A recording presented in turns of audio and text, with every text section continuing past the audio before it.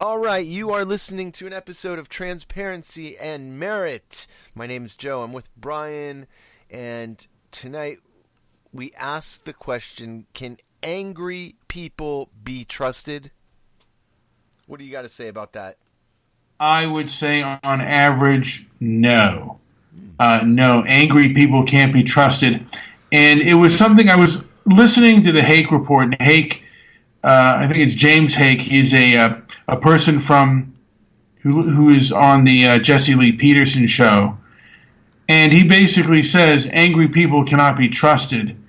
And anger is an involuntary emotion, but if you are angry all the time and you get upset, and it doesn't take much to set you off, if you are an angry person, you cannot be trusted. You can't be trusted to respect people and do what is right by them. So in general, no, angry people cannot be trusted. And what you're saying is people who are angry cannot control their emotion, and any argument or debate where too much emotion is in charge of what's being said, it's dictating the way the argument goes, you're going to run into a lot of roadblocks. And something, we're seeing a lot of this on Facebook. I just had a Facebook friend, and I almost want to block him. He basically had a scene of a Nazi, a guy wearing a swastika and a Nazi being punched out.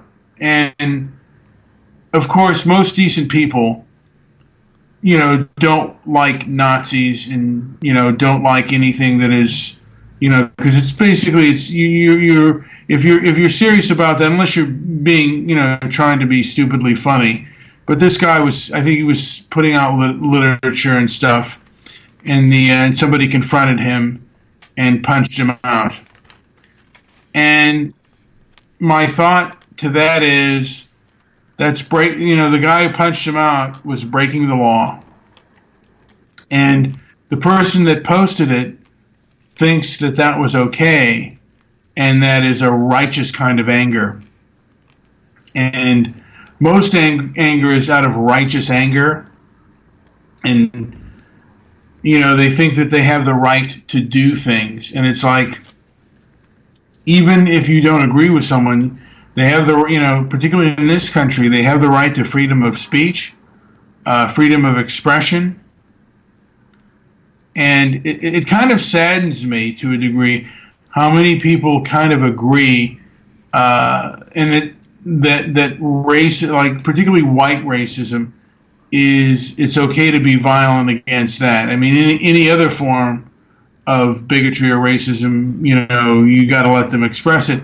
Which, look, I don't believe violence. The only time you should use violence is in self-defense. Other than that, you don't have a right to use it. And the person was basically backing off the other person that was confronting the person with the swastika, and he just cold-cocked him and knocked him out. And I think to myself, that's just not good. I mean, like I said, I don't support Nazis, and I think they were both angry people, and they were both wrong. If you're going out and wearing, like Nazi or skinhead form of dress, you're wrong. But if you knock that person out who is not posing a physical threat, you are also wrong. You're morally wrong to do that.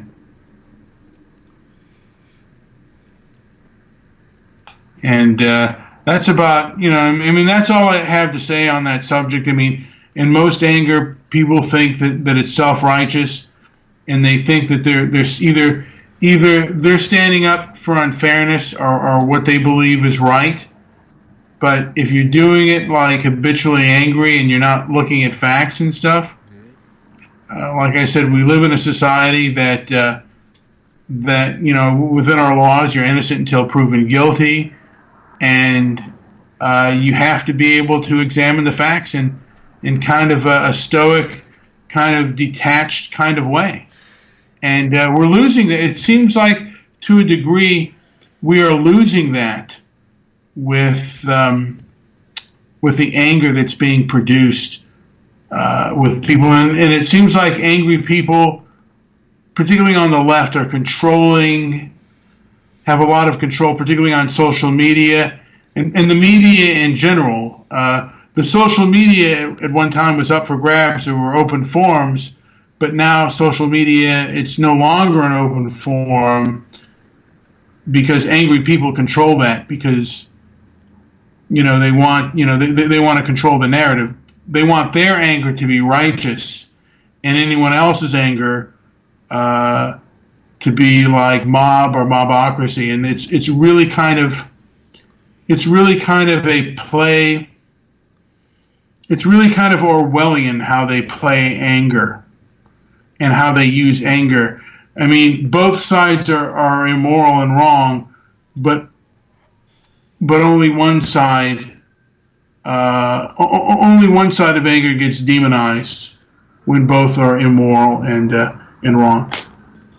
Anyway, that's all I have to say on that. Is there anything else to add, Joe? Well, anger is a natural response for a lot of people, and it's a spectrum, and it has to be dealt with. I don't think it's something you could hide. You could lock it away and pretend it's not there.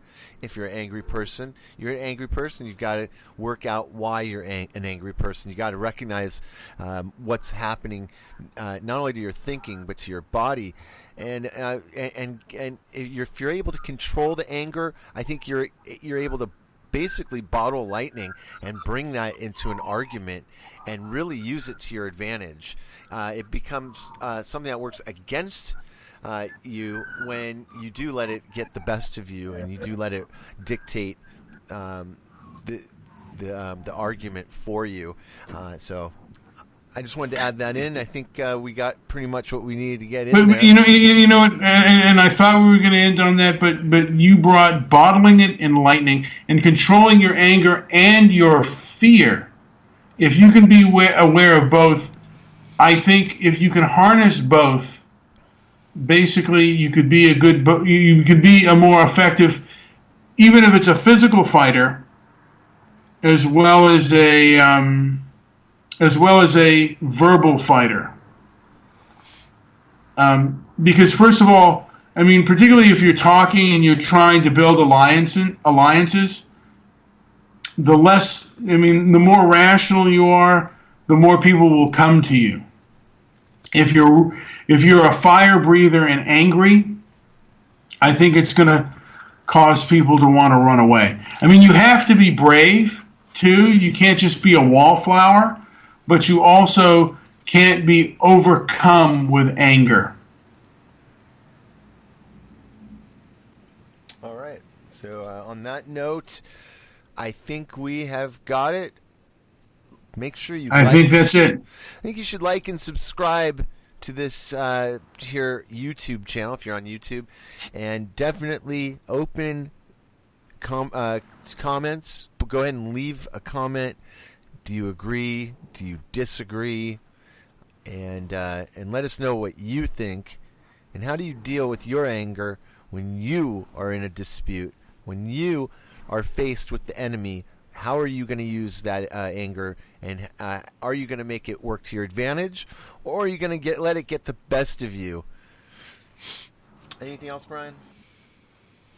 You know, Joe, that'll do it. I think that works. I mean, that's the best way to deal with it, and that's how you handle anger. You try to harness it, you recognize it, and the same thing with fear. You recognize it, and then you deal with it. It's like anger, fear, and hunger can all be harnessed. Just be aware of them.